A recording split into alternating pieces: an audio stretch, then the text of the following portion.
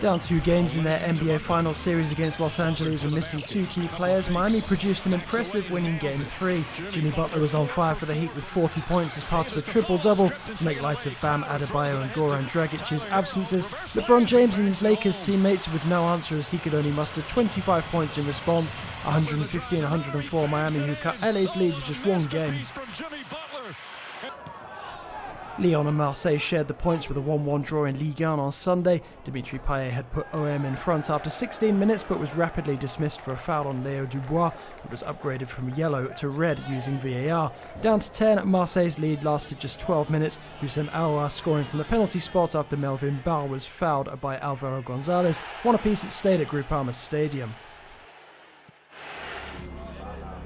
Paris Saint-Germain have signed Everton attacker Moise Kean on loan until the end of the season. The Italy international arrives at Parc des Princes without an option to buy for the French champions. Kean, still only 20, was a bright young talent with Juventus before losing his way in the Premier League. Porto's Danilo Pereira expected to follow.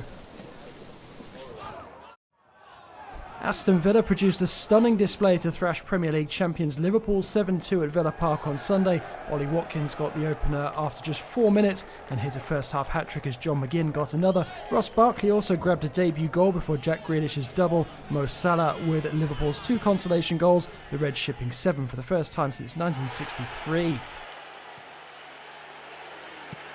Pretty much everybody made massive mistakes around the goals, and the first one was obviously Adrian. But the reaction, that was a big mistake, yes, but the reaction on the goal was even a bigger mistake. Congratulations to Aston Villa and all credit to Aston Villa because they deserved these 3 points massively so, and because they played a really good game.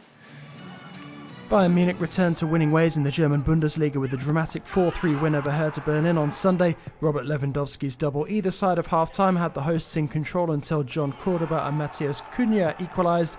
Lewandowski put Bayern back in front with 5 minutes to go, only for Jessic Ngankam to level once more. Lewandowski finally put Hertha to the sword with a penalty at the death. In Italy's Serie A, Lazio and Inter Milan shared the points in a 1-1 draw in the capital. Lautaro Martinez put the visitors in front at Stadio Olimpico after 30 minutes. It stayed that way until Sergej Milinkovic-Savic equalised 10 minutes into the second half. Both sides finished with 10 men as Ciro Immobile and Stefano Sensi both saw red. Inter 4th, Lazio 9th going into the international break.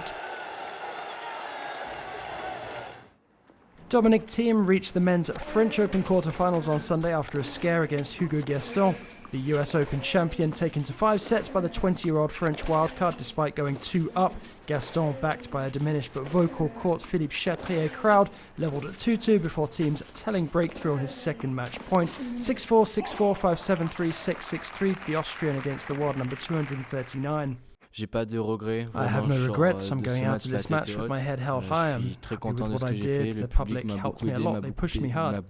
Since I was very young, I wanted to live these kind of moments. Today I had the chance to experience it. Even though I lost, I'm very proud. It was a dream. Now I have some goals and I'm going to keep working hard to be ready and to perform well in the future.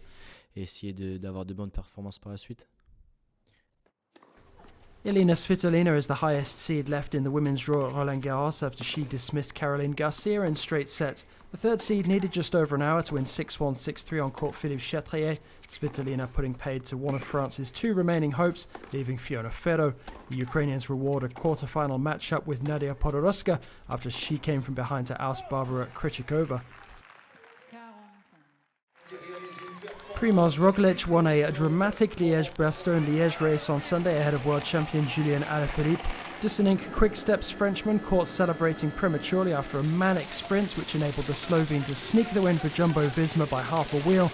It got worse for Alaphilippe as he was demoted to 5th for obstructing Mark Hirschi of Sunweb. Welcome relief for Roglic though, who recently lost the Tour de France to Tadej Pogačar on the penultimate day. Diego Ulissi won stage 2 of the Giro d'Italia on Sunday, pipping Peter Sagan. The UAE Team Emirates rider triumphed ahead of the Bora Hansgrohe man on the route from Alcamo to Agrigento, thanks to a well-timed effort. That Ulissi's 7th Giro stage win on his native soil. Dissonant Quick-Step's Michael Froelich was 3rd. Elsewhere, Filippo Ganna retained the leaders Maglia Rosa, 22 seconds ahead of João Almeida. 2018 Tour de France winner Geraint Thomas up to third. Well, that wraps it up for the first hour of the programme, but Stuart Norville will be with you after the break with all the latest updates, so do stay with us.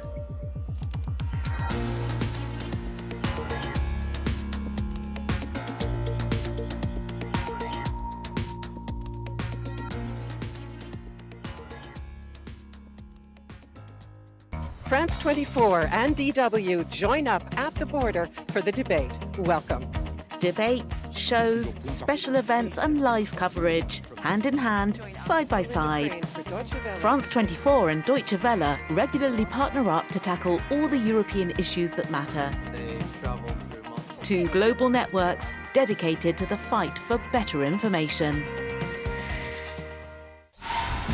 In Cameroon's southern region, the army's conflict with English-speaking separatists has spiraled into an unprecedented battle with an enemy testing the government's resolve. Before deteriorating into an armed conflict, the initial peaceful uprising was led by activists simply wanting respect for their English-speaking identity in bilingual Cameroon. Nous avions affaire à des sécessionnistes qui réclamaient l'indépendance de l'État virtuel d'Ambazonie. Mais au jour d'aujourd'hui, nous avons affaire à des hors-la-loi, c'est-à-dire nous sommes passés de la sécession au grand banditisme. Escorted by the army, our reporters gave us a rare glimpse into a bloody conflict. Don't miss this compelling edition of Reporters on France 24 and France24.com.